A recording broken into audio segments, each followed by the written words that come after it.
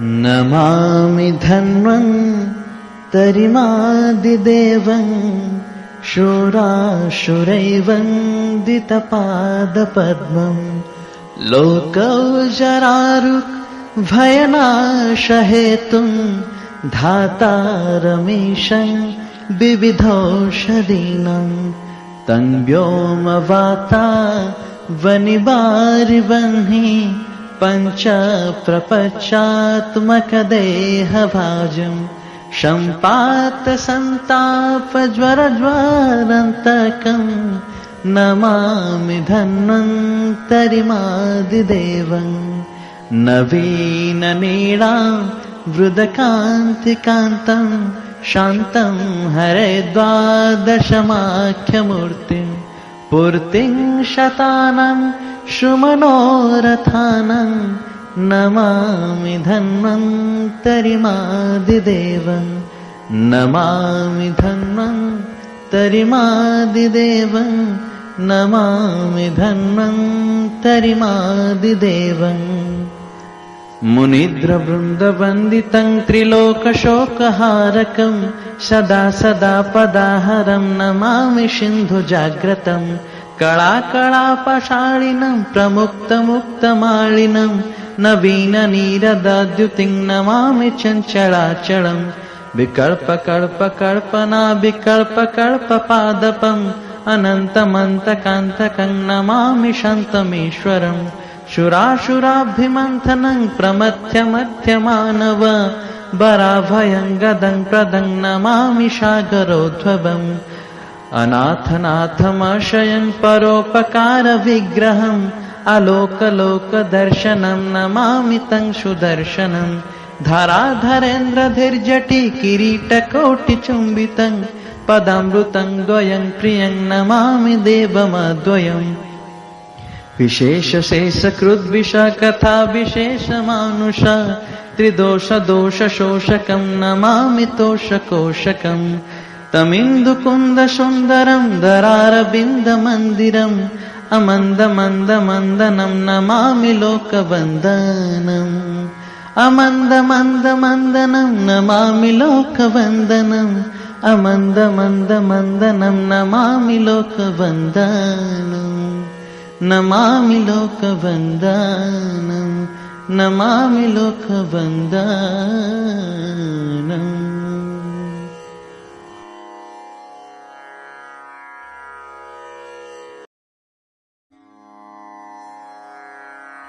नमामि धन्वन्तरिमादिदेवं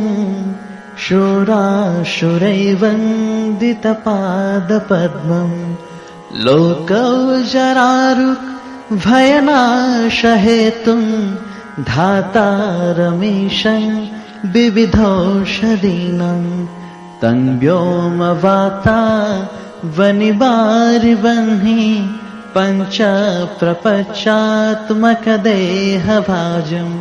सम्पातसन्तापज्वरज्वारन्तकं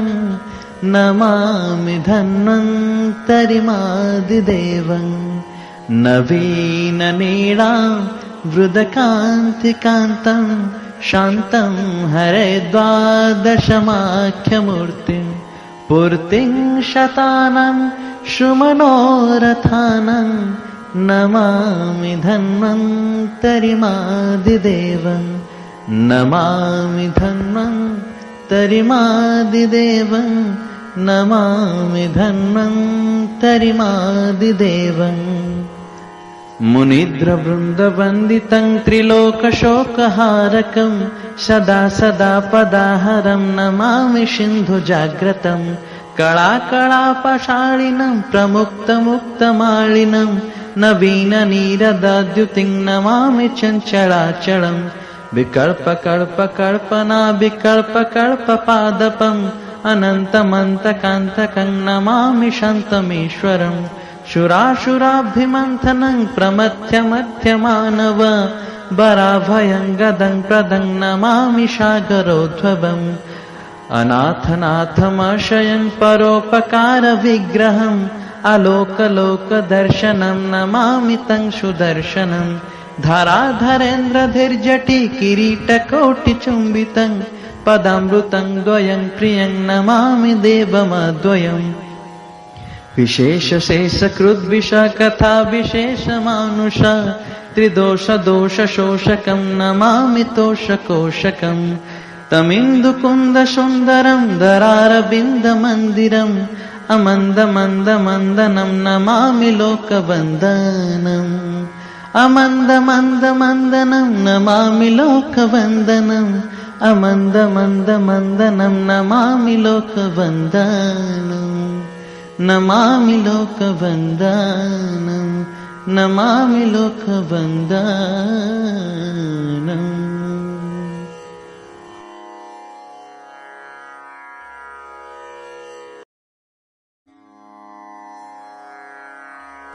नमामि धन्वन्तरिमादिदेवं शूराशुरैवन्दितपादपद्मं लोकौजरारुग्भयनाशहेतुं धातारमीशं विविधौषधीनां तं व्योमवाता वनिवारिवह्नि पञ्चप्रपञ्चात्मकदेहभाजं सम्पातसन्तापज्वरज्वरन्तकं नमामि धन्वन्तरिमादिदेवं नवीननीळां वृदकान्तिकान्तं शान्तं हरे द्वादशमाख्यमूर्तिं पूर्तिं शतानां शुमनोरथानं नमामि धन्वन्तरिमादिदेवं नमामि धन्वन्तरिमादिदेवं नमामि धन्वन्तरिमादिदेवम् मुनिद्रवृन्दवन्दितं त्रिलोकशोकहारकं सदा सदा पदाहरं नमामि सिन्धुजाग्रतं कलाकलापशालिनं प्रमुक्तमुक्तमालिनं नवीननीरदद्युतिं नमामि चञ्चलाचलं विकल्पकल्पकल्पना विकल्पकल्पपादपम् अनन्तमन्तकान्तकं नमामि शान्तमीश्वरम् शुराशुराभिमन्थनं प्रमथ्यमथ्यमानव वराभयं गदं प्रदं नमामि सागरोद्भवम् अनाथनाथमाशयं परोपकारविग्रहम् अलोकलोकदर्शनं नमामि तं सुदर्शनं धराधरेन्द्रधिर्जटि किरीटकोटिचुम्बितं पदामृतं द्वयं प्रियं नमामि देवमद्वयम् विशेषशेषकृद्विषकथा विशेषमानुषा त्रिदोषदोषशोषकं नमामि तोषकोशकं तमिन्दुकुन्दसुन्दरं दरारविन्दमन्दिरम् अमन्दमन्दमन्दनं नमामि लोकवन्दनम् अमन्दमन्दमन्दनं नमामि लोकवन्दनम् अमन्दमन्दमन्दनं नमामि लोकवन्दनम् नमामि लोकवन्दनम् नमामि लोकवन्दनम्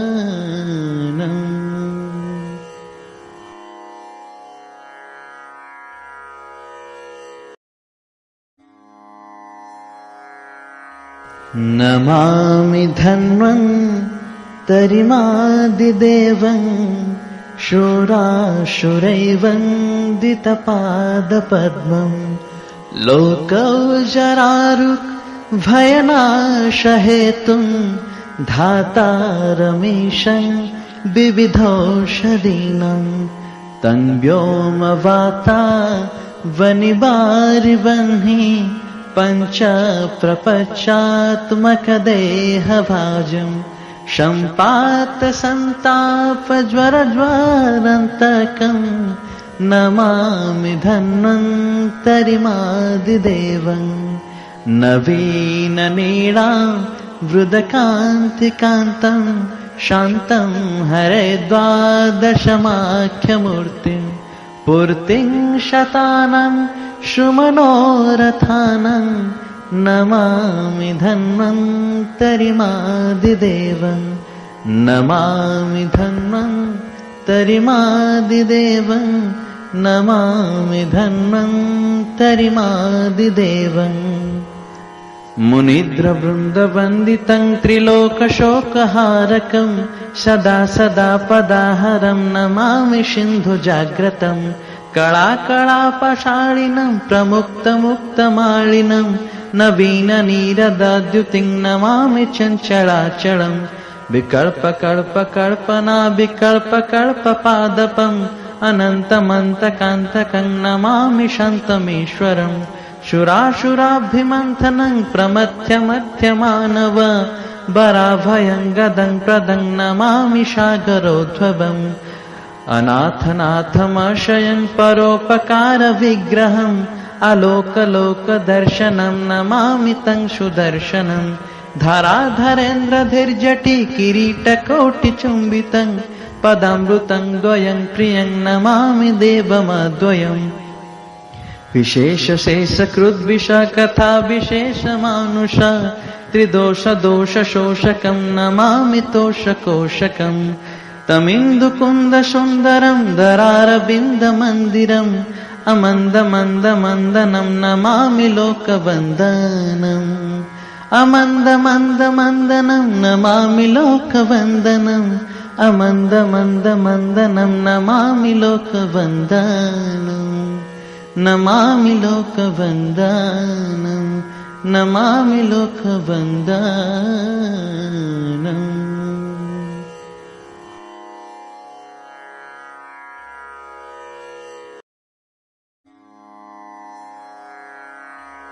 नमामि धन्वन्तरिमादिदेवं शूराशुरैवन्दितपादपद्मं लोकौजरारुक् भयनाशहेतुं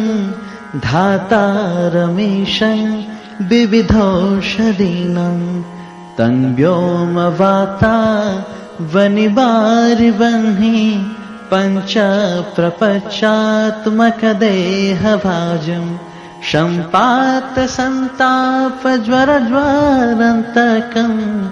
नमामि धन्वन्तरिमादिदेवं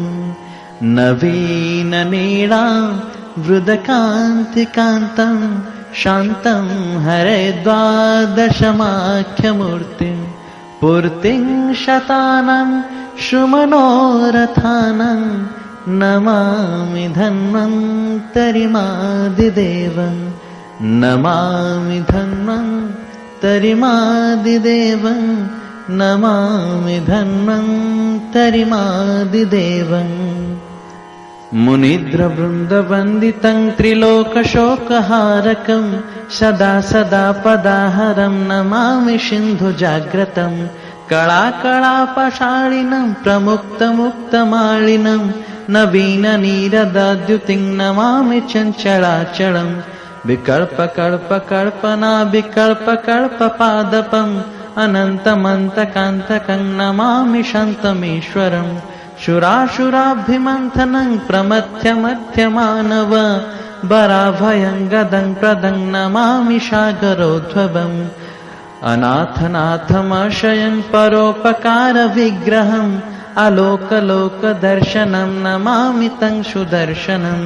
धराधरेन्द्रधीर्जटि किरीटकोटिचुम्बितं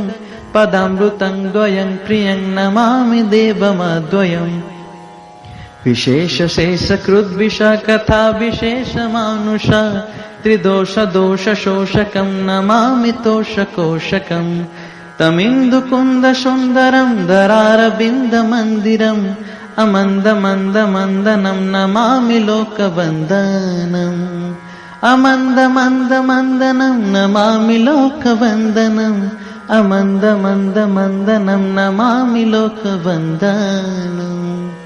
नमामि लोकवन्दनम् नमामि लोकवन्दनम्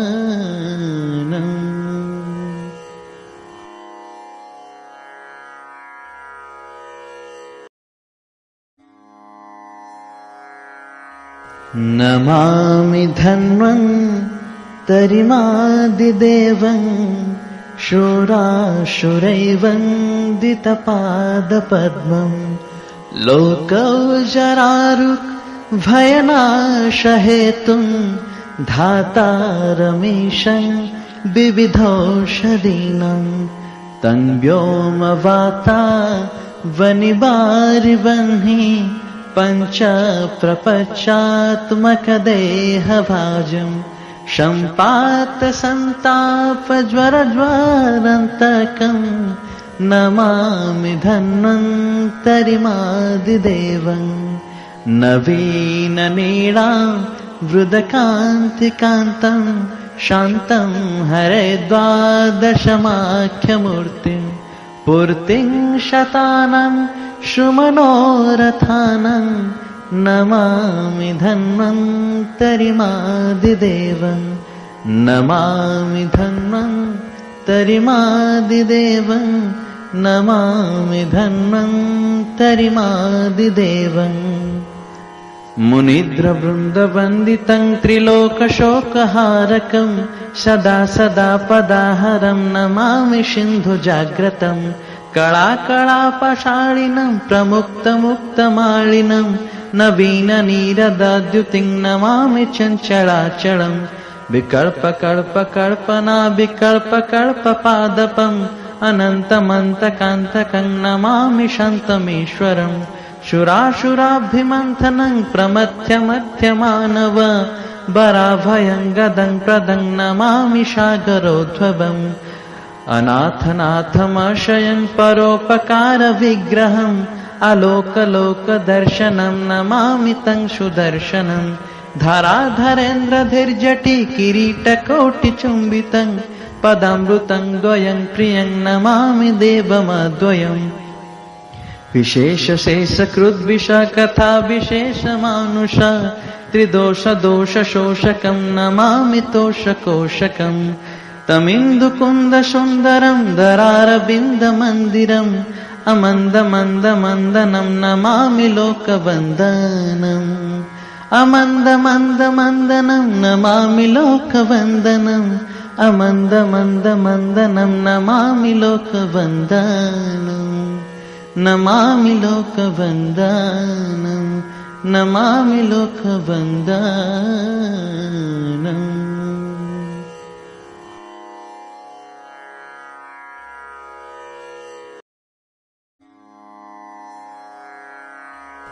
नमामि धन्वन्तरिमादिदेवं